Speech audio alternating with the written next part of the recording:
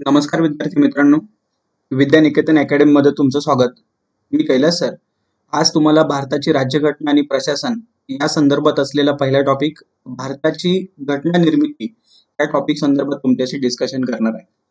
बघा, हा जो टॉपिक आहे जास्त करून भारताच्या स्वातंत्र्य चळवळीचा जो शेवटचा टप्पा आहे त्या शेवटच्या टप्प्या संदर्भात हा जास्त करून जोडला गेलेला टप्पा आहे. कारण यामध्ये शेवटी शेवटी काय होतं की स्वातंत्र्याची चळवळ अगदी शेवटच्या टप्प्यामध्ये येते आणि मग भारताला एक घटना असावी किंवा भारताची एक संविधान सभा निर्माण केली जावी अशा पद्धतीच्या मागणीला एक सुरुवात होते आणि याच्यातूनच ही भारताची घटना बनते. अशा पद्धतीने हा भारताच्या घटनेचा अगदी पहिला टप्पा जो आहे तो आपल्याला या लेक्चरमध्ये समजावून घ्यायचा आहे. बघा, या ठिकाणी सुरुवातीला आपण काय करणार आहोत की घटना म्हणजेच काय हे आपल्याला माहिती पाहिजे. या ठिकाणी घटना म्हणजेच काय असतं तर या ठिकाणी शासनाचं स्वरूप किंवा नागरिक आणि शासन यांचे संबंध कशा पद्धतीने असतील याचं अगदी लिखित वर्णन जे आहे त्यामध्ये केलेलं असतं त्याला आपण थोडक्यात घटना असं म्हणतो. किंवा हा जो नियमांचा एक संच असतो त्याला आपण घटना असं म्हणतो. अशा पद्धतीने वर्णन घटनेबद्दल करता येईल आणि हीच घटना भारताची नेमकी कशी बनली याचा अभ्यास आपल्याला या ठिकाणी करायचा आहे. या ठिकाणी काय केलंय बघा की राज्यघटना हा शासन संस्थेचा एक मूलभूत कायदा असतो. मूलभूत कायदा म्हणजेच काय म्हटलेलं आहे त्याला, एक जो प्राथमिक स्वरूपाचा कायदा आहे किंवा मूलभूत कायदा आहे अशा पद्धतीने सुद्धा या घटनेचं वर्णन केलेलं आहे आणि हीच घटना आपल्याला समजावून घ्यायची आहे. भारतामध्ये ही जी घटना आहे त्या घटनेमध्ये एक प्रस्ताविका आहे, त्याचबरोबर 25 भाग आहेत आणि 12 अनुसूची आहेत. हे समजावून घेत असताना नेमकं घटना कशी बनली हे समजावून घेतलं तर नक्की प्रस्ताविका म्हणजेच काय, भाग म्हणजेच काय आणि अनुसूची म्हणजेच काय हा भाग आपल्याला व्यवस्थित लक्षात येतो. कारण या ठिकाणी बघा की भारताला संविधान असायला पाहिजे, भारताला घटना असायला पाहिजे अशा पद्धतीने मागणी कधी निर्माण झाली, त्याचा ब्रिटिशांचा प्रतिसाद त्याला काय होता किंवा ब्रिटिशांनी ही मागणी हळूहळू कशी मान्य केली अशा पद्धतीने हे घटक जे आहेत ते पाहत पाहत आपल्याला पुढे जायचं आहे. आणि मग शेवटी 1946-47 दरम्यान एक संविधान सभा येते आणि हीच संविधान सभा भारताची घटना बनवते आणि मग याच घटनेची अंमलबजावणी 1950 मध्ये होते. अशा पद्धतीनं या टप्प्यांच्या स्वरूपात आपल्याला हा भाग जो आहे पहिला चॅप्टर म्हणजेच भारताच्या घटनेची निर्मिती हा भाग समजावून घ्यायचा आहे. बघा, परत एकदा कोणते टप्पे मी तुम्हाला सांगितले की भारतीयांनी प्रथमतः मागणी कधी केली, म्हणजे भारतीयांची मागणी तुम्हाला समजावून घ्यायची आहे. त्यानंतर भारतीयांनी मागणी केल्यानंतर या ठिकाणी जे आपल्यावरती राज्य करत होते त्या ब्रिटिशांचा याला प्रतिसाद काय होता हा दुसरा मुद्दा समजावून घ्यायचा आहे. आणि तिसरा मुद्दा म्हणजेच काय की शेवटी एक संविधान सभा निर्माण केली आणि या संविधान सभेनं जी घटना बनवलेली आहे ती घटना नेमकी कशा स्वरूपाची आहे या मुद्द्यांच्या आधारे आपण भारताच्या घटना निर्मितीचा टॉपिक कव्हर करणार आहोत. हा टॉपिक मला खूप महत्वाचा वाटतो कारण तुम्ही पाठीमागच्या एक्झामचे पेपर जर ओपन केले तर एखादा दुसरा क्वेश्चन नक्की यावरती विचारलेला आहे. तसं पाहिलं तर राज्यसेवा असेल, ग्रुप बीच्या PSI STIच्या एक्झाम असतील किंवा अदर ग्रुपची काही सरळ सेवाच्या एक्झाम आहेत या एक्झाम मध्ये हा टॉपिक विचारलेला दिसतो. काही वेळा अगदी पाठांतराच्या बीट त्यामध्ये विचारलेल्या आहेत, पण काही वेळा मात्र अगदी कन्सेप्च्युअल अगदी या गोष्टी सुद्धा त्यामध्ये घेऊन येतात. त्यासाठी हा टॉपिक तुम्ही व्यवस्थित समजावून घेणं अपेक्षित आहे. बऱ्याच वेळा मुलांकडून मागणी अशी होत असते की सर आम्हाला क्वेश्चन आन्सर वाचायला थोडंसं आवडतं आणि मग आम्हाला त्या स्वरूपामध्ये दिलं तर बरं होईल. माझ्याकडून तुम्हाला एक सजेशन हे असेल की बघा, क्वेश्चन आन्सर वाचा पण पहिला त्याचा बेसिक पार्ट जो आहे तो कव्हर करा. आपण या लेक्चर सिरीज मध्ये सुद्धा तेच केलेलं आहे की सुरुवातीला त्याचा बेसिक पार्ट जो आहे तो तुम्हाला समजावून सांगितलेला असेल. नंतर इथून पाठीमागच्या एक्झाम मध्ये जे काही क्वेश्चन आलेले आहेत ते क्वेश्चन तुम्हाला समजावून सांगितले जातील आणि मग तुम्हाला सराव क्वेश्चन जे आहेत ते दिले जातील. त्या स्वरूपात तुम्ही जर टॉपिकची तयारी केली तर मला नाही वाटत की कोणत्याही एक्झाम मध्ये याच्यापेक्षा जास्त काही विचारलेलं असेल. या दृष्टिकोनातून आपण हा पहिला टॉपिक सुरू करतोय. या ठिकाणी घटनेची निर्मिती. या ठिकाणी घटनेच्या निर्मितीमध्ये सर्वात प्रथम आपल्याला या ठिकाणी गांधीजींचं नाव घ्यावं लागतं कारण गांधीजींनी सर्वात प्रथमतः या ठिकाणी काय केलं होतं तर एक संविधान सभा असावी अशा पद्धतीने मागणी केली होती. पण या ठिकाणी संविधान सभा हा शब्द मात्र त्यांनी टाळला होता आणि अशा पद्धतीची मागणी त्यांनी 1922 मध्ये केली होती. गांधीजींबद्दल बाकीची हिस्ट्री तुम्हाला माहिती असेल. गांधीजी 1893 मध्ये आफ्रिकेमध्ये गेले होते आणि आफ्रिकेमध्ये त्यांनी चळवळ केली, पण नंतर मात्र त्यांनी आफ्रिका सोडून भारतामध्ये यायचं ठरवलं. ते 9 जानेवारी 1915 भारतामध्ये आले होते. भारतामध्ये आल्यानंतर बाकीचा इतिहास तुम्हाला माहिती असेल, चंपारण्य, खेडा, अहमदाबाद या गोष्टी तुम्ही इतिहासामध्ये पाहता. म्हणून तर मी सुरुवातीला सांगितलं की या टॉपिक मध्ये जो स्वातंत्र्य चळवळीचा शेवटचा टप्पा आहे तो महत्वाचा आहे. तो इतिहासामध्ये मी तुम्हाला समजावून सांगेल. इथं आपण घटनेचा अभ्यास करतोय, या दृष्टिकोनातून आपण घटना पाहत असताना सर्वात प्रथमतः 1922 मध्ये गांधीजींनी अशा पद्धतीची मागणी केली होती, पण संविधान सभा हा शब्द मात्र त्यांनी टाळला होता. पुढं 1934 मध्ये एक मानवेंद्र रॉय नावाची व्यक्ती होती. त्यांनी मात्र काय केलं की संविधान सभेची कल्पना ही त्यांनी मांडली, म्हणून सर्वात प्रथमचं श्रेय जे आहे ते मानवेंद्र रॉय यांना दिलं जातं. पुढं आपली जी स्वातंत्र्य चळवळीमध्ये सर्वात महत्वाची संघटना जी 1885 मध्ये स्थापन झालेली, त्याला आपण इंडियन नॅशनल काँग्रेस किंवा काँग्रेस या नावाने ओळखतो. या काँग्रेसनं 1934 मध्ये जे अधिवेशन भरलं होतं काँग्रेसचं पाटणा या ठिकाणी, त्या ठिकाणी सर्वात प्रथम त्यांनी घटना तयार करण्यासाठी संविधान सभा असावी अशा पद्धतीची एक औपचारिक मागणी केली होती. या ठिकाणी हे एवढे 2-3 स्टेटमेंट पाहिल्यानंतर तुम्हाला यावरती प्रश्न काय येतात बघा. या ठिकाणी संविधान सभा असा उल्लेख न करता सर्वात प्रथम ना अशा पद्धतीची मागणी कुणी केली होती? गांधीजींनी. संविधान सभेची कल्पना सर्वात प्रथम तर कोणी मांडली? याचं श्रेय कोणाकडे जातं? मानवेंद्र रॉय. किंवा काँग्रेसनं अशा पद्धतीची जी मागणी केली होती संविधान सभा असावी अशा पद्धतीची मागणी, हे अधिवेशन कुठं भरलं होतं किंवा कधी केली होती, अशा पद्धतीचे प्रश्न जे आहेत ते त्यावरती येतात. त्यासाठी यावरती एक नजर फिरवा आणि बाकीच्या गोष्टी ज्या आहेत त्या लक्षात ठेवा. त्यानंतर पुन्हा 1938 मध्ये जवाहरलाल नेहरू यांनी काँग्रेसच्या वतीनं मागणी केली. या ठिकाणी आमची जी घटना असेल किंवा आमची जी संविधान सभा असेल कोणत्याही बाह्य प्रभावाविना ती तयार झालेली असेल, आणि या ठिकाणी जी संविधान सभा असेल प्रौढ मतदानाद्वारे भारताची संविधान सभा बनवावी असं त्यांना म्हणायचं होतं. आता या 2 स्टेटमेंट मध्ये मात्र भरपूर सार सामावलेलं आहे. कसं बघा की कोणत्याही बाह्य प्रभावाविना, म्हणजे त्या ठिकाणी आम्हाला पूर्णतः स्वातंत्र्य असेल, हा त्यामधला महत्वाचा मुद्दा, आणि शिवाय जी संविधान सभा बनेल ती प्रौढ मतदानाद्वारे बनलेली असेल. म्हणजे त्या ठिकाणी जी संविधान सभा बनवायची त्यामध्ये जे सदस्य असतील ते निवडून देताना तुम्ही कसे करा, तर प्रौढ मतदानाद्वारे निवडून द्या अशा पद्धतीची मागणी जवाहरलाल नेहरू यांनी कधी केली होती तर 1938 मध्ये केली होती. आणि मग सगळ्यात प्रथमतः ब्रिटिशांचा जो प्रतिसाद आलेला आहे तो 1940 मध्ये आपल्याला नोंद घ्यावी लागते. 40 मध्ये जो प्रतिसाद होता, लॉर्ड लिलिथगो यांनी तो प्रतिसाद दिला होता. त्याची एक ऑफर होती, ऑगस्ट ऑफर या नावाची. यामध्ये त्यांनी असं म्हटलं होतं की भारताची घटना मुख्यतः भारतीयांनी तयार करावी असं आम्ही मान्य करतो. या ठिकाणी प्रश्न कोणता बनतो, तो ब्रिटिशांनी सर्वात प्रथमतः कधी मान्य केलं किंवा जे मान्य केलं होतं त्यामधलं स्टेटमेंट काय होतं, तर बघा मान्य केलं 1940 मध्ये लॉर्ड लिलिथगो, आणि त्या ठिकाणी एक ऑफर होती, ऑगस्ट महिन्यामध्ये आली होती म्हणून त्याला ऑगस्ट ऑफर असं म्हटलं जातं. आणि या ठिकाणी भारताची घटना मुख्यतः भारतीयांनी तयार करावी असं मान्य केलं होतं. आता मुख्यतः म्हणजेच काय की या मुख्यतः शब्दामध्ये 2 अर्थ लपलेले आहेत, की या ठिकाणी युरोपियन असतील किंवा ब्रिटिश लोक असतील पण त्यांचं प्रमाण कमी असेल आणि जास्त प्रमाण या ठिकाणी भारतीयांचं असेल. कारण भारतीय लोक आता ब्रिटिशांचे भांडण करायला लागले होते. जसं तुम्ही बघता सायमन कमिशन जे 1927 मध्ये आलं होतं, त्या सायमन कमिशनच्या विरोधात भारतीयांनी एक आंदोलन केलं होतं, एक चळवळ उभी केली होती, सायमन गो बॅक. म्हणजे काय की सायमन तू परत जा.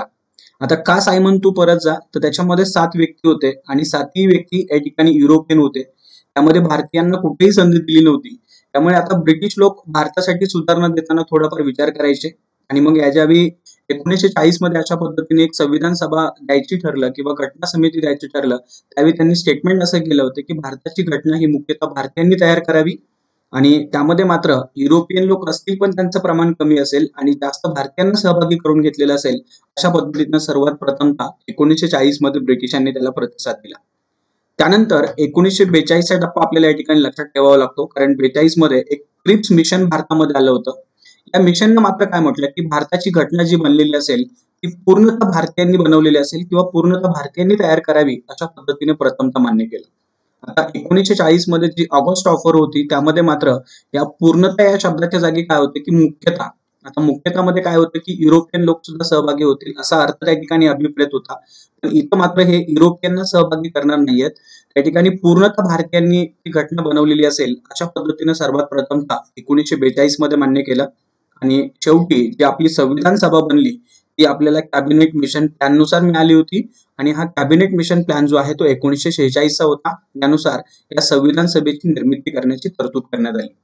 म्हणजेच काय की या ठिकाणी लक्षात ठेवण्याचे मुद्दे 1940, त्यानंतर 1942 आणि 1946 असे 3 मुद्दे या ठिकाणी तुम्ही व्यवस्थित लक्षात ठेवा. 40 मध्ये ब्रिटिशांनी घटना देण्याचं मान्य केलं ती मुख्यतः भारतीयांनी बनवलेली असेल असं म्हटलं. मुख्यतः हा शब्द वापरला. 1942 मध्ये क्रिप्स मिशन, तिथं मात्र तो शब्द पूर्णतः असा वापरला.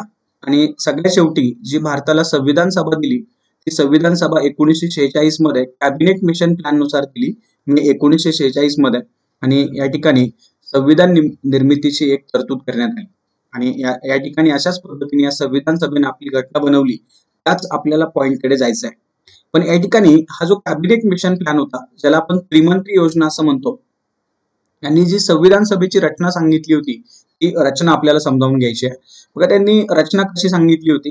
कॅबिनेट मिशन प्लॅन, ज्याला आपण त्रिमंत्री योजना असं म्हणतो, त्यांनी संविधान सभेची जी रचना सांगितली होती त्यामध्ये 389 सदस्य घेतले होते. आता या ठिकाणी बघा, व्यवस्थित लक्षात घ्या की अजूनही भारत आणि पाकिस्तान हे वेगळे राष्ट्र झालेले नाहीयेत. संपूर्ण हिंदुस्थानसाठी म्हणजे भारत आणि पाकिस्तान हे एकत्र आहेत अशा पद्धतीने विचार करून ही सदस्य संख्या दिलेली आहे. पुढे मात्र ही सदस्य संख्या कमी होते. त्यावेळी ती कशी कमी होते हे पुढच्या भागामध्ये मी तुम्हाला सांगेल, पुढच्या स्लाइड वरती सांगेल. पण इथं व्यवस्थित लक्षात ठेवा की कॅबिनेट मिशन प्लॅन, त्रिमंत्री योजना यानुसार जी संविधान सभा दिली होती ती संविधान सभा 389 सदस्यांची होती. त्या 389 सदस्यांचं वर्गीकरण त्यांनी 296 सदस्य आणि 93 सदस्य अशा पद्धतीने केलं होतं. परत या 296 सदस्यांमध्ये 292 अधिक 4 अशा पद्धतीने वर्गीकरण होतं. आता हे समजावून घेण्यासाठी तुम्हाला हे माहिती पाहिजे की ज्यावेळी ब्रिटिश सरकार भारतामध्ये राज्य करत होतं, अगदी शेवटच्या टप्प्यामध्ये त्यावेळी भारताची रचना कशी होती. आता या ठिकाणी हा भारत म्हणजे त्यावेळेचा आजचा पाकिस्तान जो आहे तो सुद्धा भारतामध्ये सहभागी आहे असं समजा. त्यावेळी भारतामध्ये नेमकं काय होतं, तर 3 यंत्रणा ज्या आहेत त्या भारतामध्ये होत्या. 3 यंत्रणा कशा, तर जो प्रत्यक्षरित्या ब्रिटिशांच्या हातामध्ये जो भाग होता त्यांनी तो भाग प्रांतामध्ये विभागला होता. त्यानंतर ब्रिटिशांकडे जो आणखीन भाग होता त्या ठिकाणी कमिशनरांचे प्रांत होते. कमिशनरांचे प्रांत म्हणजे जसे आज केंद्रशासित प्रदेश असतात असे काही प्रदेश त्यांनी निर्माण केले होते, त्याला आपण कमिशनरांचे प्रांत असं म्हणू. आणि डायरेक्ट ब्रिटिशांच्या हातामध्ये नव्हता, परंतु जे संस्थानिक आहेत ते संस्थानिक त्या ठिकाणी कारभार पाहत होते. असे 562 संस्थानं त्यावेळी अगदी शेवटच्या टप्प्यामध्ये अस्तित्वात राहिलेली होती. म्हणजे मोठी संस्थानं ब्रिटिशांनी आपल्या ताब्यात घेतली. मोठी संस्थानं म्हणजेच काय की मराठ्यांचं संस्थान असेल, म्हैसूरचं संस्थान असेल, कर्नाटक सारखा भाग असेल, बंगाल सारखा भाग असेल, सिंध सारखा भाग असेल, सिखांचा प्रांत असेल, असे मोठे मोठे प्रांत त्यांनी किंवा मोठे मोठे भाग आपल्या हातामध्ये घेतले होते. आणि जसे आज राज्य निर्माण झालेले आहेत तसं त्यांनी आपलं प्रशासन हे प्रांतांमध्ये विभागलेलं होतं. काही भागांना त्यांनी कमिशनरांचा प्रांत असा दर्जा दिलेला होता आणि बाकी मात्र संस्थानिक त्या ठिकाणी कारभार करत होते. असे 562 संस्थानिक त्यावेळी अस्तित्वात होते. आता त्यांनी काय केलं की बघा, या ठिकाणी ही जी संविधान सभा आहे त्या संविधान सभेने एकूण 389 सदस्य दिले. पण 389 सदस्य देत असताना या प्रांतांसाठी त्यांनी सदस्य दिले होते 292. त्यानंतर हे कमिशनरांचे प्रांत आहेत त्यांना सदस्य दिले होते 4, म्हणजे 292 अधिक 4 यांची संख्या होते 296. आणि हे जे संस्थानिक आहेत त्या संस्थानिकांना सदस्य दिले होते 93. अशा पद्धतीनं 296 अधिक 93 यांची जर बेरीज केली तर ती किती होते, 389. या पद्धतीने या सदस्यांचं विभाजन होतं. व्यवस्थित लक्षात ठेवा, सदस्य संख्या तुम्हाला विचारली जाते. बघा, या ठिकाणी काय सांगायचं आहे की हे ब्रिटिशांचे प्रांत जे 11 प्रांत होते त्यांना 11 प्रांतांना ही सदस्य संख्या या पद्धतीने दिली होती. कमिशनरांचे प्रांत होते महत्वाचे 4, त्या 4 प्रत्येकी 1 अशा पद्धतीने सदस्य संख्या दिली होती. त्यामध्ये दिल्ली, अजमेर मारवाड, इथं माखाड झालेलं आहे, मारवाड असा शब्द आहे, अजमेर मारवाड.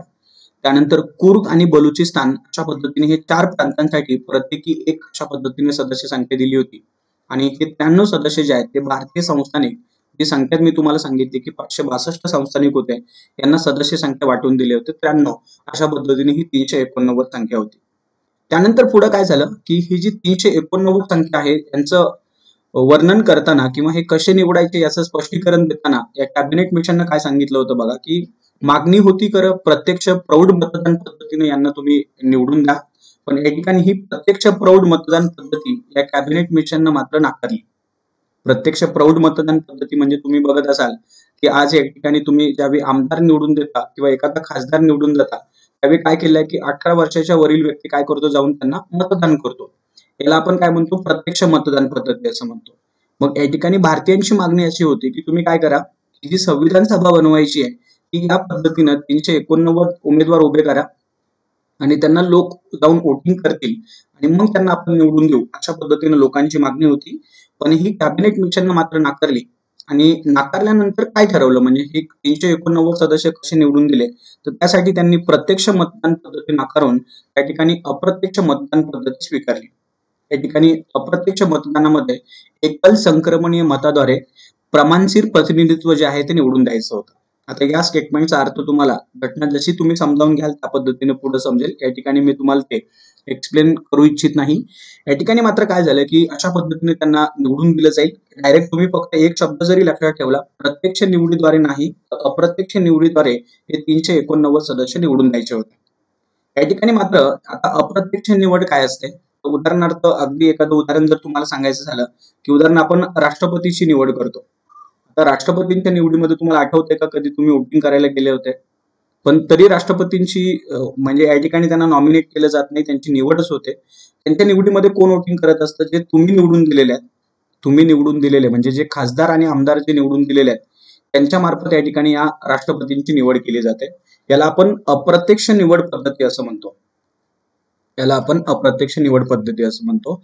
आजही काही महत्वाच्या पदांमध्ये ज्या निवड पद्धती राबवल्या जातात, काही ठिकाणी प्रत्यक्ष आहेत, काही ठिकाणी अप्रत्यक्ष आहेत. डायरेक्ट आणि इनडायरेक्ट हा प्रकार जो आहे तो आपल्याला पुढे समजेलच. तर या ठिकाणी मात्र हे 389 सदस्य जे आहेत तिथे त्यांनी प्रत्यक्ष निवड पद्धती नाकारली आणि त्यासाठी त्यांनी अप्रत्यक्ष निवड पद्धती स्वीकारली. आता अप्रत्यक्ष निवडीमध्ये या ठिकाणी जसे खासदार आणि आमदार वोटिंग करतायत आणि मग राष्ट्रपतींना निवडून देत आहेत, तसं त्यांनी या 389 ला कोण वोटिंग करेल याची रचना केली होती. तर 1935 चा कायदा जो होता त्या 1935 च्या कायद्यानुसार 1937 मध्ये निवडणुका झाल्या होत्या आणि सर्व प्रांतामध्ये जी काही सरकार निवडून आली होती त्यांचे जे सदस्य आहेत त्या सदस्यांमार्फत यांना वोटिंग केलं जाईल आणि हे 389 सदस्य निवडून दिले जातील अशा पद्धतीची रचना त्या कॅबिनेट मिशनने केली होती. यासाठी हे जे 389 सदस्य आहेत त्या 389 सदस्यांमध्ये जे प्रमाण ठरवलं होतं ते प्रमाण असं होतं की 10 लाख लोकसंख्येमागे एक प्रतिनिधी. बघा त्यावेळीची लोकसंख्या आणि याचं प्रमाण कसं होतं, तर 10 लाख लोकसंख्येमागे एक प्रतिनिधी अशा पद्धतीने 389 सदस्यांचं प्रमाण ठरवलेलं होतं. या सगळ्या गोष्टींच्या आधारे पुन्हा एकदा मी तुम्हाला रिपीट करतो. प्रौढ मतदान पद्धती कॅबिनेट मिशनने नाकारली, अप्रत्यक्ष निवड पद्धती स्वीकारली. अप्रत्यक्ष निवडीमध्ये कोण वोटिंग करणार होतं, तर 1935 च्या कायद्यानुसार ज्या निवडणुका झाल्या होत्या प्रांतांमधून जे सदस्य निवडून गेले होते ते प्रांतांमध्ये सदस्य यांना वोटिंग करणार होते आणि ही सदस्य संख्या ठरवताना 10 लाख लोकसंख्येमागे एक प्रतिनिधी अशा पद्धतीने हे प्रमाण जे आहे ते ठरवलं होतं. त्यानंतर या ठिकाणी काय केलं होतं आणखीन बघा की सर्व समुदायांना प्रतिनिधित्व मिळावं. सर्व समुदायांना म्हणजेच काय की भारत हा अगदी जाती धर्मांमध्ये विभागलेला आहे.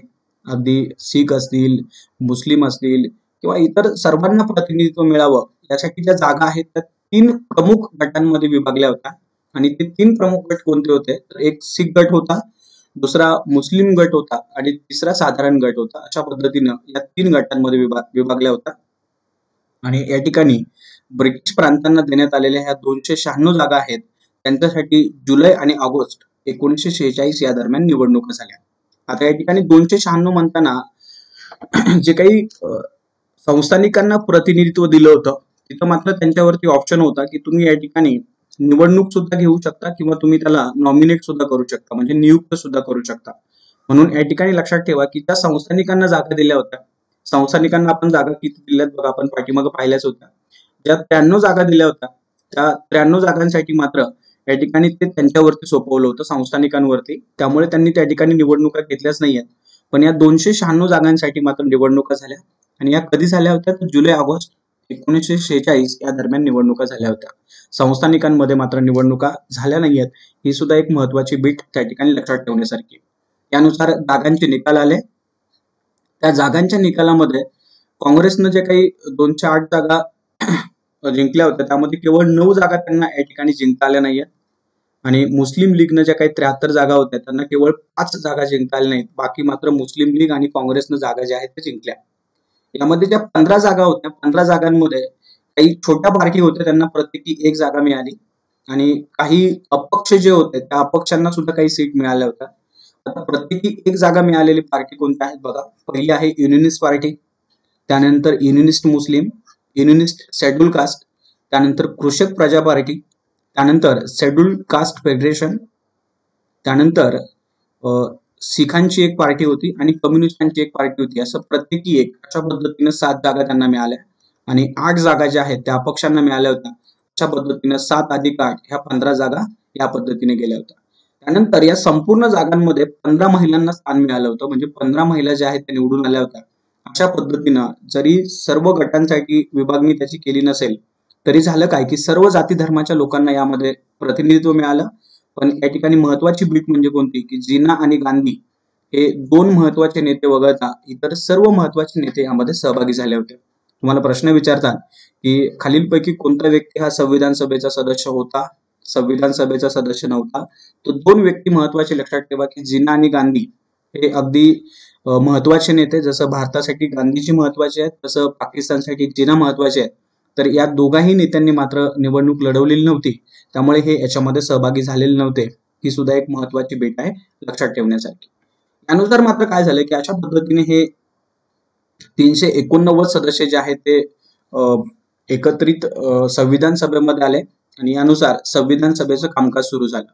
संविधान सभेची पहिली बैठक जी आहे ती 9 डिसेंबर 1946 रोजी भरली होती. ती तुम्हाला विचारतील. त्या दिवशी सोमवार होता. सकाळी 11 वाजता एकत्र आले होते आणि कुठे एकत्र आले होते तर न्यू दिल्लीमध्ये असलेला हा जो सेंट्रल हॉल आहे त्या ठिकाणी संविधान सभेची पहिली बैठक भरली.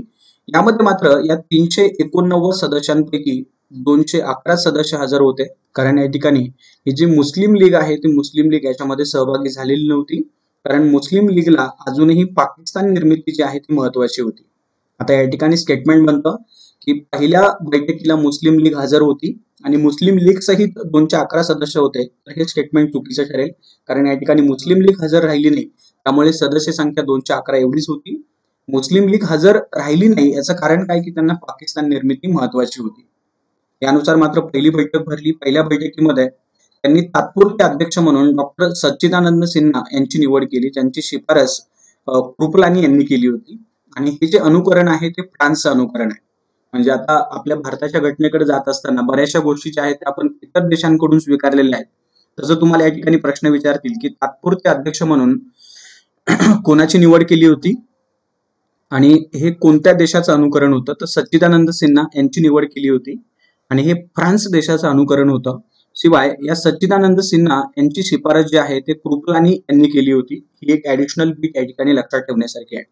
पण या ठिकाणी सच्चिदानंद सिन्हा यांची प्रकृती ठीक नसल्यामुळं दुपारनंतर मात्र हे जे अध्यक्षपद जे आहे ते फ्रँक अँथनी यांनी ते अध्यक्षपद सांभाळलं. पहिल्या बैठकीला 9 महिला हजर होत्या, ही सुद्धा महत्वाची बीट आहे. आणि पुन्हा शेवटी 11 डिसेंबर 1946 रोजी मात्र या ठिकाणी सच्चिदानंद सिन्हा यांच्या जागी डॉक्टर राजेंद्र प्रसाद यांना कायमस्वरूपी अध्यक्ष म्हणून निवडलं. या डॉक्टर राजेंद्र प्रसाद यांची शिफारस जी आहे ती कृपलानी यांनीच केली होती आणि त्याला अनुमोदन जे आहे ते पटेल यांनी दिलं होतं. बघा या ठिकाणी प्रश्न पुन्हा एकदा लक्षात ठेवा. 11 डिसेंबर 1946 डॉक्टर राजेंद्र प्रसाद यांनी संविधान सभेचं अध्यक्षपद स्वीकारलं. त्यांच्या नावाची शिफारस जी आहे ती कृपलानी यांनी केली होती आणि त्याला अनुमोदन जे आहे ते पटेल यांनी दिलं होतं. आणि त्याच दिवशी संविधान सभेचे कायदेशीर घटनात्मक सल्लागार म्हणून या ठिकाणी BN राव यांची नेमणूक करण्यात आली होती. त्या ठिकाणी तुम्हाला प्रश्न विचारतील. बघा स्टेटमेंट मध्ये पुन्हा एकदा सांगतो. तात्पुरते अध्यक्ष डॉक्टर सच्चिदानंद सिन्हा, दुपारनंतर फ्रँक अँथनी, 9 महिला हजर होत्या. 11 डिसेंबर 1946 ला डॉक्टर राजेंद्र प्रसाद यांनी संविधान सभेचं कायमस्वरूपी अध्यक्षपद स्वीकारलं. शिफारस कृपलानी यांनी केली होती, अनुमोदन पटेल यांनी दिलं आणि त्याच दिवशी संविधान सभेचे कायदेशीर घटनात्मक सल्लागार म्हणून BN राव यांची नेमणूक केली होती. आता इथं आणखीन एक लक्षात ठेवण्यासारखी बीट की उपाध्यक्ष कोण अशा पद्धतीचा प्रश्न विचारतील. तो मी तुम्हाला थोडंसं पुढे सांगतो, कारण मुखर्जी नावाचा व्यक्ती जो आहे तो या ठिकाणी उपाध्यक्ष म्हणून निवडलेला आहे. ख्रिश्चन समुदायाची ती एक व्यक्ती होती, पण यांची निवड जी आहे ती पुढे झालेली आहे, त्यामुळे गोंधळून जाऊ नका. जर स्टेटमेंट असं केलं की 11 डिसेंबरला डॉक्टर राजेंद्र प्रसाद यांची निवड अध्यक्ष म्हणून केली, कायदेशीर घटनात्मक सल्लागार म्हणून BN राव यांची नेमणूक केली आणि त्याच दिवशी उपाध्यक्ष म्हणून मुखर्जी यांची नेमणूक केली, तर स्टेटमेंट चुकीचे ठरेल. म्हणजे उपाध्यक्ष म्हणून मुखर्जी आहेत पण त्यांची निवड त्या दिवशी नाही झालेली, तर पुढे झालेली आहे. म्हणजे सगळ्यात मोठा अडथळा हा घटनेमध्ये हा आहे की टोटली शब्दांचा खेळ केला जातो आणि तो शब्द किंवा तो प्रश्न चुकलेला आहे का बरोबर आहे हा जवळपास आन्सर की येईपर्यंत काही समजत नाही. अशा पद्धतीने प्रश्नांची संख्या पॉलिटिक्समध्ये जास्त असते. त्यामुळे माझं म्हणणं आहे थोडंसं हळूवार ते समजावून घ्या एमपीएससी जे स्टेटमेंट बेस्ड क्वेश्चन विचारते आहे ते स्टेटमेंट बेस्ड क्वेश्चन कसे आहेत हे व्यवस्थित लक्षात घ्या आणि मग मात्र तुम्हाला पॉलिटी हा खूप चांगले मार्क मिळवून देईल याची मात्र मी तुम्हाला खात्री देतो.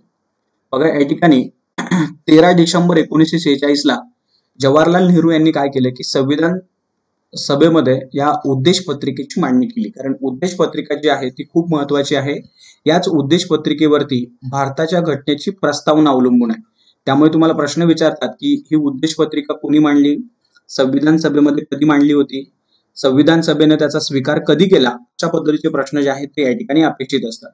मग ही उद्देश पत्रिका जवाहरलाल नेहरू यांनी संविधान सभेमध्ये 13 डिसेंबर 1946 ला मांडली. हीच उद्देश पत्रिका 22 जानेवारी 1947 ला संविधान सभेनं त्याचा स्वीकार केला आणि याच उद्देश पत्रिकेवरती भारताची प्रस्ताविका अवलंबून आहे, ज्याला आपण प्रिअम्बल असं म्हणतो किंवा घटनेचं आयडी कार्ड ओळखपत्र अशा नावानं वेगवेगळ्या नावानं ही प्रस्ताविका ओळखली जाते. आणि मग पुढे 25 डिसेंबर 1947 ला एच.सी. मुखर्जी जे ख्रिश्चन समुदायाचे आहेत त्यांना संविधान सभेचे उपाध्यक्ष म्हणून निवडलं. अशा पद्धतीनं हा प्रकार जो आहे एकंदरीत आपली संविधान सभा जी आहे त्या ठिकाणी बनली. आणि संविधान सभा बनल्यानंतर मात्र पुढे काय झालं की जी पाकिस्तानची मागणी होती ती पाकिस्तानची मागणी मात्र या ठिकाणी मान्य झाली. तुम्हाला माहिती असेल की या ठिकाणी पाकिस्तानच्या मागणीसाठी जो माउंट बॅटन प्लॅन होता, त्याला फाळणीचा प्लॅन असं म्हटलं जातं. या प्लॅन नुसार भारत आणि पाकिस्तान अशी दोन राष्ट्र जे आहेत ते निर्माण करण्याचं ठरलं. हा प्लॅन जो आहे माउंट बॅटन प्लॅन 3 जून 1947 ला जाहीर झाला होता. आणि हा जाहीर झाल्यानंतर मात्र ही जी भारताची संविधान सभा होती म्हणजे 389 सदस्य होते, यामध्ये मात्र बदल होणार होता, तो आपण पुढे पाहणारच आहे. हा माउंट बॅटन प्लॅन 3 जून 1947 ला जाहीर झाला. त्यानंतर या ठिकाणी 5 जुलै 1947 ला भारतीय स्वातंत्र्याचा कायदा 1947 हा संमत करण्यात आला आणि याच कायद्यावरती 18 जुलै 1947 ला ब्रिटिश राजसत्तेची मान्यता मिळाली. अशा पद्धतीने हे 3 बीट तुम्हाला माउंट बॅटन प्लॅन कधी जाहीर झाला विचारतील, तो 3 जून 1947 ला जाहीर झाला. त्यानंतर याच प्लॅनला मान्यता मिळाली किंवा कायदा बनला गेला 5 जुलै 1947 ला. आणि याच कायद्याला जी ब्रिटिश राजसत्ता आहे म्हणजे अंतिम, जसं आपण राष्ट्रपतीची सही घेतो कोणत्याही कायद्याला अंमलात आणण्यासाठी, तसं ब्रिटिश राजसत्तेची त्यावरती सही झाली 18 जुलै 1947 ला. आणि यानुसार मात्र 2 राष्ट्र निर्माण करण्यात आली. ही 2 राष्ट्र तुम्हाला माहिती आहे, एक आहे इंडिया आणि दुसरं आहे पाकिस्तान. अशा पद्धतीने ही 2 राष्ट्र अस्तित्वात आली. आता ही 2 राष्ट्र अस्तित्वात आल्यानंतर मात्र मग काय झालं की या संविधान सभेमध्ये बदल झाला. पण या ठिकाणी एक महत्वाची बीट आणखी लक्षात ठेवण्यासारखी आहे, ती म्हणजेच काय की जसं मी तुम्हाला पाठीमागे सांगितलं, हा भारत जो आहे तो 3 गटांमध्ये विभागलेला होता. एक म्हणजे ब्रिटिशांचे प्रांत, त्यानंतर दुसरा म्हणजे कमिशनरांचे प्रांत आणि तिसरा म्हणजे संस्थानिक. तर या प्रांतांचा आणि कमिशनरांच्या प्रांतांचा भाग जो आहे तो खरा हा ब्रिटिशांच्या हातामध्ये होता. त्यामुळे याची फाळणी जी आहे ती कशा पद्धतीने झाली आपण हे पुढे पाहूच. पण संस्थानिकांच्या बाबतीत मात्र एक डिसिजन घेतला होता. त्यांच्या पुढे 3 ऑप्शन ठेवले होते. 3 ऑप्शन म्हणजे कोणते होते की तुम्ही इंडियामध्ये जायचं असेल तर इंडियामध्ये जा, तुम्हाला पाकिस्तानमध्ये जायचं असेल तर पाकिस्तानमध्ये जा आणि तुम्हाला स्वतंत्र राहायचं असेल तर स्वतंत्र राहा. यामुळे या संस्थानिकांना भारतामध्ये सामील करून घेणं थोडंसं तारेवरची कसरत होतीच. तुम्हाला माहिती आहे की या बऱ्याचशा संस्थानांना स्वतंत्र राहायचं होतं. त्याचे प्रश्न कसे मिटले गेले किंवा पटेलांची भूमिका त्यामध्ये काय आहे हे तुम्ही बऱ्याचशा वेळा इतिहासामध्ये ऐकलंच असेल. कारण आपण पटेल यांना लोह पुरुष किंवा पोलादी पुरुष असं म्हणतो. याचं कारणच मुळात ते आहे की या संस्थानिकांना भारतामध्ये सामील करून घेण्यामध्ये, भारताच्या स्वातंत्र्यामध्ये सामील करून घेण्यामध्ये सर्वात महत्वाची भूमिका जी आहे ती पटेलांची आहे. कारण यामध्ये तुम्ही बघत असाल की जम्मू काश्मीरचा प्रश्न जो आहे तो आजही सुटलेला नाहीये. याचंही कारण त्याच्यामध्ये लपलेलं आहे. किंवा जुनागड सारखं संस्थान असेल, हैदराबाद सारखं संस्थान असेल, ते भारतामध्ये कशी सामील झाली हे मी तुम्हाला पुढे समजावून सांगेलच. पण या ठिकाणी संस्थानिकांच्या बाबतीत मात्र काय झालं होतं की काही संस्थानिक तयार होते, पण काही संस्थानिकांचा भारतामध्ये सामील होण्यासाठी विरोध होता. कोणाचा विरोध होता तेही आपण पुढे बघू. पण या ठिकाणी एक महत्वाची बीट मी कव्हर करू इच्छितो, ती म्हणजे कोणती की सर्वात प्रथमतः जी भारतामध्ये जी संस्थान आहेत ती सामील झाली होती, त्यामध्ये क्रमांक कोणाचा लागतो असा एकदा राज्यसभेला प्रश्न आला होता. तर त्या प्रश्नांचं उत्तर लिहिण्यासाठी इथं मी माहिती देतोय की 28 एप्रिल 1947 रोजी ही जी खालची संस्थान आहे ती भारतामध्ये सामील झाली होती. कोणती संस्थान आहे ती? बडोद्याचे संस्थान, बिकानेरचं संस्थान, जयपूर, रेवा, पटियाळा आणि उदयपूर ही संस्थानं जी आहेत ती 28 एप्रिल 1947 ला भारतामध्ये सामील झालेली आहेत. तुम्हाला प्रश्न विचारतील की सर्वात प्रथमतः भारतामध्ये कोणती संस्थानं सामील झाली होती आणि सगळ्यात शेवटी कोणती झाली आहेत. सगळ्यात शेवटी कोणती आहेत तर जम्मू काश्मीर, त्यानंतर जुनागड आणि त्यानंतर हैदराबाद ही संस्थानं जी आहेत ती सर्वात शेवटी सामील झालेली संस्थान आहेत आणि ही जी संस्थानं आहेत ती सर्वात प्रथमतः सामील झालेली आहेत. तुम्हाला माहिती असेल की 562 संस्थानांपैकी 552 संस्थानं भारतामध्ये सामील झालेली आहेत. त्यापैकी 549 लगेच सामील झाली होती, म्हणजे यांचे प्रश्न पटकन संपले होते. पण 3 संस्थानांनी भारताला खूप त्रास दिला. त्यामध्ये आहे हा जम्मू काश्मीरचा भाग, जुनागडचा भाग आणि त्यानंतर हैदराबादचा भाग. ही नंतर सामील झालेली आहेत. त्याचा स्वतंत्र भाग असेल तो आपण स्वतंत्ररित्या समजावून घेऊया. तर यावरती जे काही सांगितलेलं आहे ते तुम्हाला समजलं असेल. त्याच्या पुढे बघा की आता मात्र काय झालं की जी 389 संख्या आहे, जी 389 संख्या आहे त्या 89 संख्येमध्ये आता मात्र काय होणार होतं, याच्यामध्ये विभाजन होणार होतं. का विभाजन होणार होतं की आता मात्र संपूर्ण भारतापैकी काही भाग जो आहे तो पाकिस्तानमध्ये गेला होता. पाकिस्तानमध्ये गेलेला हा भाग म्हणजेच भारताचा वायव्य भाग आणि या ठिकाणी सध्या जो बांगलादेश आहे तो सुद्धा त्यावेळी पाकिस्तानचाच भाग होता. म्हणजे त्यावेळी हा पूर्व पाकिस्तान या नावानं होता आणि इथं मात्र बघा की या ठिकाणी हा इकडचा भाग जो आहे तो पश्चिम पाकिस्तान म्हणून आहे. या ठिकाणी हा इकडचा पश्चिम पाकिस्तान आणि इकडचा पूर्व पाकिस्तान अशा पद्धतीनं. आणि मग इथं मात्र काय झालं होतं की जे क्षेत्र पाकिस्तानमध्ये गेलेलं आहे त्या सदस्यांनी संविधान सभेतून बाहेर पडण्याचं ठरलं आणि मग या ठिकाणी जे सदस्य बाहेर गेले होते ते आहेत 90 सदस्य. यामुळे संविधान सभेची सदस्य संख्या जी आहे ती 299 एवढीच राहिली. म्हणजेच या ठिकाणी 389 सदस्य, त्याच्यातून 90 सदस्य गेले, म्हणजेच खाली किती राहतात बघा, या ठिकाणी सदस्य संख्या किती राहील 299. इथं मात्र 399 झालेलं आहे ते लक्षात नका ठेवू, 389 असं लक्षात ठेवा. ही सदस्य संख्या या ठिकाणी असणं अपेक्षित आहे. 389 सदस्यांमधून जो भाग पाकिस्तानमध्ये गेलेला आहे त्यामध्ये 90 सदस्य पाकिस्तानमध्ये गेले, त्यामुळे 389 मायनस 90 खाली संख्या राहिली 299. म्हणजे भारताच्या संविधान सभेमध्ये सुरुवातीला 389 सदस्य होते कॅबिनेट मिशन नुसार आणि नंतर मात्र माउंट बॅटन प्लॅन जाहीर झाल्यानंतर काही सदस्य पाकिस्तानमध्ये गेले. काही सदस्य म्हणजेच किती सदस्य तर 90 सदस्य पाकिस्तानमध्ये गेले. त्यामुळे भारताच्या संविधान सभेमध्ये 299 सदस्य राहिले. आता 299 सदस्यांमध्ये यांचं वर्गीकरण थोडंसं माहिती पाहिजे. तर या ठिकाणी ज्यावेळी संपूर्ण 389 सदस्य संख्या होती ती 292 प्रांतांसाठी, 4 कमिशनरांचे प्रांत अशा पद्धतीने 296 आणि संस्थानिकांसाठी 93 अशा पद्धतीने ही सदस्य संख्या होती. पण या ठिकाणी 292 पैकी 66 सदस्य जे आहेत म्हणजे प्रांतांपैकी 66 सदस्य जे आहेत ते पाकिस्तानमध्ये गेले. बघा त्या ठिकाणी मायनसचं चिन्ह दाखवलेलं आहे. आणि हे जे 4 कमिशनरांचे प्रांत होते त्यापैकी एक कमिशनरांचा प्रांत जो आहे तो पाकिस्तानमध्ये गेला, म्हणजे ते जे आहेत ते 3 भारतामध्ये राहिले. अशा पद्धतीनं या ठिकाणी 229 सदस्य जे आहेत ते भारतामध्ये राहिले. आणि या संस्थानिकांपैकी जे संस्थानिक पाकिस्तानमध्ये गेले होते त्यांची सदस्य संख्या होती 23. यानुसार 93 वजा 23 यानुसार 70 जे आहेत ते भारतामध्ये राहिले. आता इथं मात्र थोडंसं स्टेटमेंटमध्ये तुम्ही रूपांतर करू शकता. कॅबिनेट मिशनची सदस्य संख्या 389, पाकिस्तानमध्ये गेले 90, त्यानुसार खाली राहिले 299. त्यानंतर 292 पैकी 66 गेले, त्यानंतर 4 पैकी 1 गेले आणि यानुसार सदस्य संख्या राहिली 229. संस्थानिकांपैकी 23 गेले, यानुसार खाली संख्या राहिली 70. अशा पद्धतीने थोडं स्टेटमेंटमध्ये रूपांतर करून ते लक्षात ठेवा. यानुसार जे काही प्रांतांची सदस्य संख्या होती त्यामध्ये सर्वात अधिक प्रतिनिधित्व हे संयुक्त प्रांताला मिळालं होतं, जो आजचा युपीचा भाग आहे. त्यामध्ये सदस्य संख्या होती 55. त्यानंतर क्रमांक होता मद्रासचा, संख्या होती 49 आणि त्यानंतर क्रमांक होता बिहारचा आणि नंतर होता बॉम्बेचा. अशा पद्धतीने हे क्रमांक लक्षात ठेवा, प्रश्न विचारू शकतात. आणि संस्थानिकांना जे सदस्यत्व मिळालं होतं त्यामध्ये म्हैसूरला सर्वात जास्त 7 होते आणि त्रावणकोरचा भाग आहे त्याला होते 6. अशा पद्धतीने ही अधिक संख्या जी आहे ती या पद्धतीने लक्षात ठेवू शकता.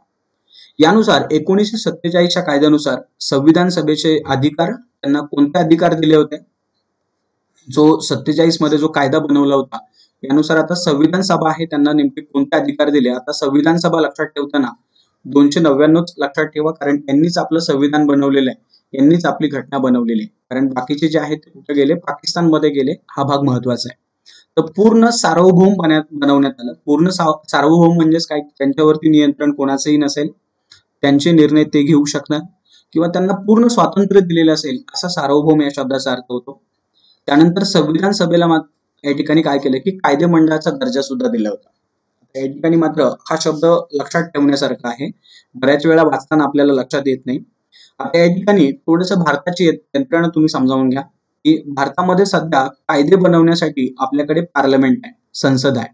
या ठिकाणी संसदेमध्ये लोकसभा आणि राज्यसभा अशी 2 सभागृह आहेत आणि राष्ट्रपती सुद्धा त्यामध्ये सहभागी होतात आणि हे सगळे मिळून भारतासाठी कायदा बनवत असतात. पण हे जे कायदे मंडळ आहे ते भारतामध्ये अस्तित्वात आलेलं आहे 1952 मध्ये. मग तोपर्यंत जे भारतामध्ये कायदे बनवले, ते कायदे बनवण्याचा अधिकार त्यांनी कोणाला दिला होता, तर या संविधान सभेलाच दिला होता. संविधान सभा जी आहे तीच भारतासाठी कायदे बनवणार होती. म्हणजे याचा अर्थ काय की संविधान सभा जी आहे ती 2 कामं करणार होती. 2 कामं कोणती, एक त्यांचं मूळ काम आहे ते म्हणजेच कोणतं, भारतासाठी घटना बनवणं, आणि जे दुसरं काम आहे कोणतं की भारतासाठी कायदे बनवणं. अशा पद्धतीने 2 कामं या संविधान सभेने केली. हे सुद्धा महत्वाचं आहे. इथं 2 अध्यक्ष सुद्धा तुम्हाला लक्षात ठेवावे लागतात, हे मी तुम्हाला पुढे समजावून सांगेलच. बघा या ठिकाणी 2 कार्य केली. 2 कार्य कोणती, तर स्वतंत्र भारतासाठी घटना निर्मिती केली आणि ही ज्यावेळी घटना निर्मिती करायची असेल त्यावेळी संविधान सभेचे अध्यक्ष जे आहेत ते डॉक्टर राजेंद्र प्रसाद असायचे, हे आपण पाठीमागं पाहिलंच. ज्यावेळी हीच संविधान सभा देशासाठी कायदे करण्यासाठी एकत्र येईल त्यावेळी त्याचे अध्यक्ष म्हणून जी.व्ही. मावळणकर यांना बसवलेलं असायचं. म्हणजे बघा की तुम्हाला विचारतील की त्यावेळी संविधान सभा देशासाठी कायदे करणार आहे त्यावेळी त्याचं अध्यक्षपद कोणाच्या हातामध्ये होतं, तर जी.व्ही. मावळणकर यांच्या हातामध्ये होतं. त्यांची निवड 17 नोव्हेंबर 1947 ला झाली होती. पहिल्या अध्यक्षांची म्हणजे घटना निर्मितीसाठी जे अध्यक्ष आहेत त्यांची निवड अगोदरच झाली होती, पण ज्यावेळी कायदे करायचे आहेत त्यावेळी सुद्धा हे संविधान सभेला अधिकार दिले होते आणि त्यांची निवड जी आहे ती 17 नोव्हेंबर 1947 ला झाली. यांचं काम जे आहे ते 26 नोव्हेंबर 1949 पर्यंत चाललं आणि 2चं काम जे आहे ते 52 पर्यंत चाललं. म्हणजे घटना निर्मितीचं काम कधी संपलं, तर 26 नोव्हेंबर 1949 ला संपलं आणि कायदे करण्याचं काम मात्र हे 52 पर्यंत चालू होतं. कारण मी तुम्हाला या ठिकाणी समजावून सांगितलंच की भारताची आजची जी कायदा यंत्रणा आहे, लोकसभा आणि राज्यसभा जे आहेत ते अस्तित्वात कधी आलेलं आहे, तर 1952 पर्यंत आलेलं आहे. आणि म्हणून भारतासाठी जे काही कायदे लागणार आहेत ते कोणी बनवले होते, तर संविधान सभेनेच बनवले होते. ज्याचे अध्यक्षपद कोणाच्या हातामध्ये होतं, तर जी.व्ही. मावळणकर यांच्या हातामध्ये होतं. म्हणजेच काय की घटना निर्मितीचं काम 26 नोव्हेंबर 1949 पर्यंत चाललं आणि देशासाठी कायदे करणं हे काम मात्र 1952 पर्यंत चाललं होतं. ही बी त्या ठिकाणी लक्षात ठेवण्यासारखी आहे. त्यानंतर संविधान सभेनं आणखीन इतर बाबींना स्वीकृती दिली होती. स्वीकृती म्हणजे स्वीकार करणे. तर यामध्ये कोणत्या गोष्टींना स्वीकृती दिली होती, तर मे 1949 राष्ट्रकुल याचं सदस्यत्व स्वीकारलं होतं. आता राष्ट्रकुल हा संघ काय आहे बघा, की ज्या ठिकाणी या ब्रिटिशांची सत्ता होती पण नंतर त्यांना स्वातंत्र्य मिळालं, अशा पद्धतीने जे देशांचे गट आहेत त्याला राष्ट्रकुल गट असं म्हटलं जातं आणि या राष्ट्रकुल गटाचं सदस्यत्व भारतानं सुद्धा स्वीकारलेलं आहे. त्याला संमती दिली होती मे 1949 ला. त्यानंतर 22 जुलै 1947 ला हा भारताचा राष्ट्रध्वज सुद्धा स्वीकारला. तुम्हाला भारताचा राष्ट्रध्वज माहिती असेल, ज्याच्यावरती 3 पट्ट्या आहेत, अशोक चक्र सुद्धा आहे. तर याबद्दल माहिती आपण डिटेल पुढे पाहूच. याची डिझाईन जी आहे ते आंध्र प्रदेशचे पिंगली वेंकय्या यांनी बनवलेले आहे, हे पण लक्षात ठेवा. त्यानंतर 24 जानेवारी 1950 ला जे राष्ट्रगीत आहे ते आणि जे राष्ट्रगान आहे ते याला सुद्धा स्वीकृती दिली होती. राष्ट्रगीत आणि राष्ट्रगान म्हणजेच कोणते, की जनगण मन आणि वंदे मातरम यांना स्वीकृती कधी दिली, तर 24 जानेवारी 1950 ला दिली. ही बीट सुद्धा या ठिकाणी लक्षात ठेवा. त्यानंतर आणखीन काय बघा, की हे संविधान बनवण्यासाठी किंवा त्याचं कामकाज करण्यासाठी त्यांनी वेगवेगळ्या समित्या बनवल्या होत्या आणि त्या समित्यांमध्ये काही व्यक्तींच्या हातामध्ये त्याचं अध्यक्षपद दिलं होतं.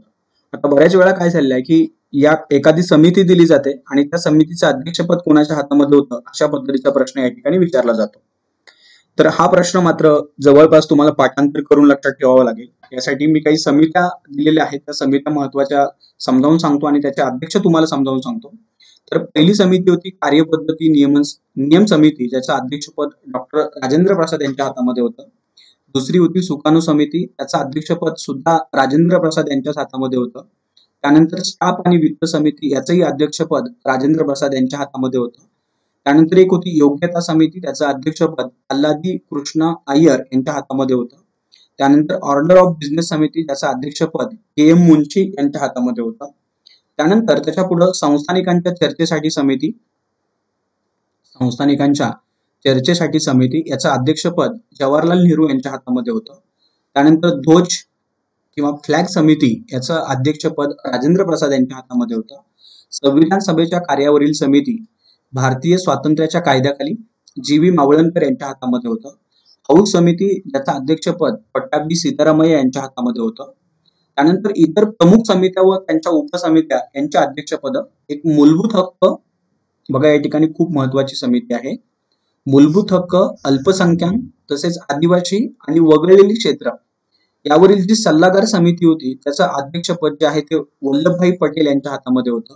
आणि या संदर्भात उपसमित्या नेमल्या होत्या त्या उपसमित्यांमध्ये एक मूलभूत हक्क उपसमिती ज्याचं अध्यक्षपद जे.बी. कृपलानी, अल्पसंख्याक उपसमिती ज्याचं अध्यक्षपद एच.सी. मुखर्जी, त्यानंतर पूर्वोत्तर सरहद्द, आदिवासी व आसाम वगळलेली क्षेत्र व अंशतः वगळलेली क्षेत्र याची उपसमिती जी होती त्याचं अध्यक्षपद गोपीनाथ बारडोली यांच्या हातामध्ये होतं.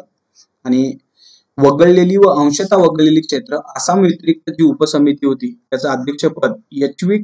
ठाकूर यांच्या हातामध्ये होतं. यातल्या मूलभूत हक्क समिती आणि अल्पसंख्याक समिती आणि ही पूर्ण समिती अशा 3 गोष्टी ज्या आहेत त्या इथं आयएमपी करतो, तेवढ्या लक्षात ठेवा. खालच्या नाही लक्षात राहिल्या तरी चालतील, मला ह्या 3 महत्वाच्या वाटतात. त्याचं मूळ आहे ते वल्लभभाई पटेल, मूलभूत हक्क उपसमिती जे.बी. कृपलानी आणि अल्पसंख्याक उपसमिती एच.सी. मुखर्जी यांच्या हातामध्ये होता. त्यानंतर संघ राज्य अधिकार समिती जवाहरलाल नेहरू, संघ राज्य घटना समिती जवाहरलाल नेहरू, त्यानंतर प्रांतिक घटना समिती वल्लभभाई पटेल आणि मसुदा समिती डॉक्टर बाबासाहेब आंबेडकर. ही मसुदा समिती जी आहे ती सर्वात महत्वाची समिती मानली जाते. याचाही डिटेल अभ्यास आपल्याला करायचाच आहे. बघा इतर क्षेत्रीय समित्या होत्या त्यामध्ये नागरिकत्वावरील तदर्थ समिती एस वरदाचार्य, त्यानंतर चीफ कमिशनरांच्या प्रांताबाबत समिती एन.जी. अय्यंगार, संविधानातील वित्तीय तरतुदीबाबत तज्ञ समिती एन.आर. सरकार, त्यानंतर पश्चिम बंगाल व पूर्व पंजाबसाठी अल्पसंख्याक सुरक्षा उपायाबाबत उपसमिती वल्लभभाई पटेल. त्यानंतर जी मसुदा समिती आहे जी पाठीमागे तुम्हाला सांगितली की सर्वात महत्वाची समिती आहे, ज्याला इंग्लिशमध्ये ड्राफ्टिंग कमिटी असं सुद्धा म्हटलं जातं. जी समिती 29 ऑगस्ट 1947 ला डॉक्टर बाबासाहेब आंबेडकर यांच्या अध्यक्षतेखाली स्थापन झाली होती. ही डेट सुद्धा लक्षात ठेवा आणि अध्यक्षपद सुद्धा लक्षात ठेवा. या समितीमधील सदस्य जे आहेत त्यामध्ये अध्यक्ष जे आहेत ते डॉक्टर बाबासाहेब आंबेडकर होते, म्हणजे ते स्वतः एक, आणि सदस्य जे आहेत ते 6. अशा पद्धतीनं मसुदा समितीमध्ये एकूण 7 सदस्य होते. हे 7 सदस्य लक्षात ठेवताना 1 + 6 असे लक्षात ठेवा. 1 अध्यक्ष आणि 6 सदस्य, टोटल संख्या होतीये 7. आणि डॉक्टर बाबासाहेब आंबेडकर यांच्या अध्यक्ष म्हणून निवड झाली होती 29 ऑगस्ट 1947 ला. त्यामध्ये जे 6 सदस्य आहेत त्या 6 सदस्यांमध्ये कोण होतं बघा, एन गोपालस्वामी अय्यंगार. या अय्यंगार बद्दल डिटेल जर सांगायचं झालं तर 1937 ते 43 या दरम्यान जम्मू काश्मीरचे पंतप्रधान म्हणून त्यांनी काम केलं होतं. दुसरी व्यक्ती अल्लादी कृष्णस्वामी अय्यर. त्यानंतर तिसरी व्यक्ती आहे सईद मोहम्मद सादुल्ला, जे 4 वेळा आसामचे पंतप्रधान म्हणून त्यांनी काम केलं होतं. त्यानंतर के मुंशी बॉम्बे प्रांताचे गृहमंत्री होते. त्यानंतर एन माधवराव आणि टी.टी. कृष्णमाचारी. अशा पद्धतीनं आंबेडकर 1 अध्यक्ष म्हणून तुम्ही लक्षात ठेवा. त्यानंतर सदस्यांमध्ये गोपालस्वामी अय्यंगार 1, अल्लादी कृष्णस्वामी अय्यर 2, त्यानंतर सईद मोहम्मद सादुल्ला 3, के एम मुंशी 4, एन माधवराव 5 आणि टी.टी. कृष्णमाचारी 6 आणि वरचे अध्यक्ष. अशा पद्धतीने ही मसुदा समिती जी आहे ती 7 जणांची बनली होती. या ठिकाणी लक्षात ठेवण्यासारखा भाग, एन माधवराव आणि टी.टी. कृष्णमाचारी यांच्याबद्दल लक्षात ठेवा. एन माधवराव जे आहेत ते अगोदर त्यामध्ये नव्हते. बी.एल. मित्तल यांनी आरोग्याच्या कारणास्तव राजीनामा दिला होता, त्यामुळे बी.एल. मित्तलच्या जागी एन माधवराव यांना बसवण्यात आलं. आणि पुढे टी.टी. कृष्णमाचारी 1948 मध्ये टी.पी. खैतान यांचा मृत्यू झाला होता, त्या जागी टी.टी. कृष्णमाचारी यांना बसवण्यात आलं. बघा मी थोडंसं लॉजिक तुम्हाला या ठिकाणी सांगेल. माधवराव म्हणजे इंग्लिशमध्ये आपण एम न सुरुवात करतो आणि मित्तल आपण इंग्लिशमध्ये एम न सुरुवात करतो, म्हणजे एमच्या जागी एम रिप्लेस झाला. कृष्णमाचारी हा आपण इंग्लिशमध्ये के या अक्षरापासून सुरुवात करतो आणि खैतान याची इंग्लिशमध्ये के या अक्षरापासून सुरुवात होते. म्हणजे केच्या जागी काय झालं, के रिप्लेस झाला. अशा पद्धतीनं ही मसुदा समिती जी आहे ती 7 व्यक्तींची लक्षात ठेवा. त्यानंतर या ठिकाणी ही जी घटनेची स्वीकृती म्हणजे एकंदरीत त्यांनी ही घटना बनवली आणि घटनेला 26 नोव्हेंबर 1949 ला स्वीकृती देण्यात आली. यामध्ये एकूण घटना ज्यावेळी बनवली त्यावेळी 22 भाग होते. शेवटच्या कलमाचा नंबर होता 395. आज मात्र ही संख्या वाढलेली आहे. त्यानंतर ही संख्या सुद्धा वाढलेली आहे आणि 8 अनुसूची होत्या. आता फक्त त्यावेळीची लक्षात ठेवा. मी पुढे तुम्हाला समजावून सांगणारच आहे की भारताची आजची घटना कशी आहे. त्यावेळी बघा की ज्यावेळी 26 नोव्हेंबर 1949 ला ज्यावेळी स्वीकृती दिली त्यावेळी घटनेमध्ये 22 भाग, शेवटचं कलम होतं 395 नंबरचं. आजही नंबर 395 आहे शेवटचा. फक्त कलमांची संख्या मात्र वाढलेली आहे. ती कशी वाढलेली आहे आपण हे पुढे बघू. 8 अनुसूची अशा पद्धतीने त्यावेळी घटनेमध्ये भाग होता. पुढे 24 जानेवारी 1950 ला 224 जणांनी त्यावरती सह्या केल्या आणि याच्या 3 प्रती ज्या आहेत त्या बनवण्यात आल्या होत्या. बघा सदस्य संख्या जी आहे ती 299 होती, पण काही लोकांनी मात्र त्यावरती सह्या केलेल्या नाहीयेत. सह्यांची संख्या जी आहे ती 284 एवढीच आहे. काहींनी आरोग्याच्या कारणास्तव, काहींनी इतर कारणास्तव त्यावरती सह्या केलेल्या नाहीयेत. ही महत्वाची बीट आहे. ज्यावेळी या सह्या चालू होत्या त्यावेळी मात्र बाहेर पाऊस पडत होता आणि हा एक शुभ संकेत मानला गेला. एकदा राज्यसेवेच्या प्रिलिमला हा प्रश्न विचारला गेला की बाहेर पावसाची रिमझिम चालू होती आणि हा शुभ संकेत होता. अशा पद्धतीचे स्टेटमेंट त्यावरती विचारलं होतं आणि शेवटी शेवट करताना जनगणमन आणि वंदे मातरम यांचं गायन झालं. जनगणमन जे आहे ते श्रीमती पौर्णिमा बॅनर्जी यांनी गायलं आणि वंदे मातरम जे आहे ते पंडित लक्ष्मीकांत मैत्र यांनी गायलं. त्यानंतर ही जी घटना आहे एकंदरीत घटना बनल्यानंतर 26 जानेवारी 1950 ला संपूर्ण घटनेची अंमलबजावणी झाली. इथं स्वीकृती डेट जी आहे ती 26 नोव्हेंबर 1949 ची आणि अंमलबजावणी जी आहे ती 26 जानेवारी 1950 ची. हा जो 26 जानेवारी जो आहे तो आजही आपण गणराज्य दिन म्हणून पाळतो. त्याचं कारणच ते आहे की त्या दिवशी घटनेला स्वीकृती दिली होती. त्या दिवशी देण्याचं कारण जे आहे ते मात्र याचं कारण 1930 मध्ये सापडतं. कारण 26 जानेवारी 1930 ला भारतानं आपला पहिला स्वातंत्र्य दिन साजरा केला होता, जो रात्री 12 वाजता रावी नदीकाठी नेहरूंनी झेंडा फडकवला आणि पहिला स्वातंत्र्य दिन साजरा केला म्हणून ही 26 जानेवारीची डेट आहे ती निवडली होती. त्यानंतर घटनेच्या काही कलमांचा अंमल मात्र 26 नोव्हेंबर 1949 ला झाला होता. एकदा PSI ला हा प्रश्न आला होता आणि बऱ्याच वेळा MPSC कडून हा प्रश्न विचारला गेलेला आहे. कारण संपूर्ण घटना जी आहे ती 26 जानेवारी 1950 ला लागू झाली, पण काही कलम जी आहेत ती 26 नोव्हेंबर 1949 लाच लागू झाली होती. कोणत्या कलमानुसार लागू झाली होती तर 394 या कलमानुसार लागू झाली होती. मग लागू झालेली कलम कोणती आहेत? ही जी नागरिकत्वाची कलम आहेत 5, 6, 7, 8 आणि 9 ही नागरिकत्वाची कलम जी आहेत ती 26 नोव्हेंबर 1949 ला लागू झाली. त्यानंतर या ठिकाणी कलम नंबर 60 या ठिकाणी राष्ट्रपतींची शपथ आहे ते सुद्धा अगोदरच लागू झालं. कलम नंबर 324 जिथं राष्ट्रीय निवडणूक आयोग आहे तो सुद्धा अगोदरच लागू झाला. त्यानंतर बाकीचे नाही लक्षात ठेवले तरी चालतील, पण एवढी जी आहेत इथली ही कलम आणि ही 2 कलम ही लक्षात ठेवा. बाकी फक्त वाचून बघा. 366, 367, 372, 379, 380, 388, 391, 392 आणि 393 ही कलम सुद्धा 26 नोव्हेंबर 1949 लाच लागू झाली होती आणि संपूर्ण घटना मात्र 26 जानेवारी 1950 ला लागू झाली. बघा या ठिकाणी जे मसुदा समितीचे अध्यक्ष आहेत डॉक्टर बाबासाहेब आंबेडकर, ज्यांनी सर्वात महत्वाच्या समितीचं अध्यक्षपद भूषवलेलं आहे, त्या डॉक्टर बाबासाहेब आंबेडकरांबद्दल थोडीफार माहिती आपल्याला असणं अपेक्षित आहे. कारण त्यांचाही इतिहास थोडासा वेगळाच आहे. आज आपण त्यांना घटनेचे शिल्पकार असं म्हणतो. या ठिकाणी मात्र काय झालं होतं की बघा ज्यावेळी 1946 मध्ये निवडणुका झाल्या होत्या त्या निवडणुकांमध्ये या ठिकाणी डॉक्टर बाबासाहेब आंबेडकर जे आहेत ते बॉम्बे प्रांतांमधून त्यांनी निवडणूक आपली जाहीर केली होती, पण तिथून ते मात्र निवडून येऊ शकले नाही कारण काँग्रेस किंवा इतर लोकांचा त्यांना विरोध होता. पण पुढे मात्र की जे काही दलित नेते आहेत त्या दलित नेत्यांनी या आंबेडकरांना निवडून आणायचं ठरवलं. मग पुढे मात्र हे जोगेंद्रनाथ मंडल यांनी बंगाल प्रांतामध्ये राजीनामा दिला आणि त्या जागेवरती या डॉक्टर बाबासाहेब आंबेडकर यांना निवडून आणलं. कोणता प्रांत होता तर जस्सर आणि खोलजा हा प्रांत होता. या भागामधून आंबेडकरांना निवडून आणलं. पण पुढे काय झालं मात्र की या डिवाइड मध्ये म्हणजेच पाकिस्तान आणि भारत ही जी 2 राष्ट्र निर्माण झाली त्यामध्ये हा जस्सर आणि खोलजा प्रांत जो आहे तो पाकिस्तानमध्ये गेला. पुन्हा प्रश्न निर्माण झाला कारण पाकिस्तानमध्ये जे गेलेले प्रांत होते त्यांचं सदस्यत्व भारतामध्ये नसणारे आता ते कुठं असणारे पाकिस्तानमध्ये असणारे. मग आंबेडकरांचा हा प्रश्न सोडवण्यासाठी किंवा नेहरू गांधीजी यांना मात्र आंबेडकरांचं आता महत्व पटलं होतं. त्यामुळे आंबेडकरांना निवडून आणायचं ठरलं. यानुसार बॉम्बे प्रांतामध्ये एम.आर. जयकर यांना त्यांनी राजीनामा द्यायला लावला आणि यानुसार आंबेडकरांना बॉम्बे प्रांतामधून पुन्हा निवडून आणलं आणि यानुसार त्यांनी संविधान सभेवरती काम केलं. या ठिकाणी आंबेडकर मसुदा समितीवरती होतेच, शिवाय त्यांनी आणखीन इतर समित्यांमध्ये सुद्धा सदस्य म्हणून काम केलं होतं. त्यामध्ये सल्लागार समिती, मूलभूत हक्क उपसमिती, अल्पसंख्याक उपसमिती आणि संघ राज्य घटना समिती या समित्यांवरती सुद्धा काम केलं होतं.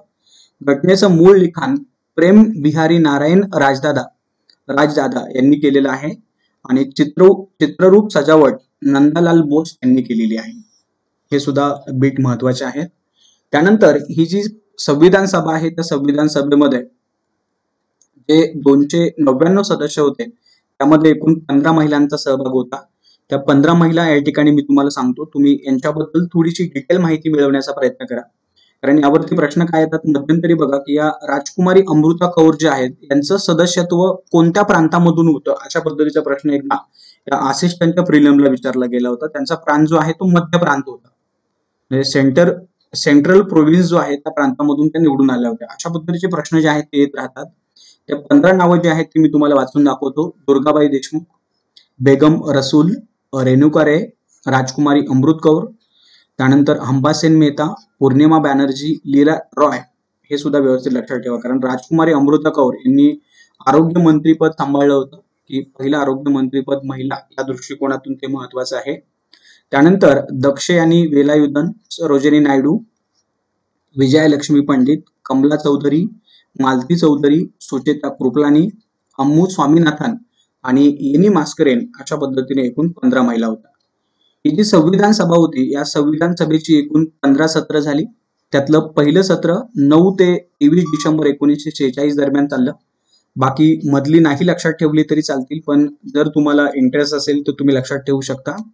त्यानंतर हे 11वं सत्र जे आहे ते 14 ते 26 नोव्हेंबर 1949 चाललं. 1949 पर्यंत चाललं.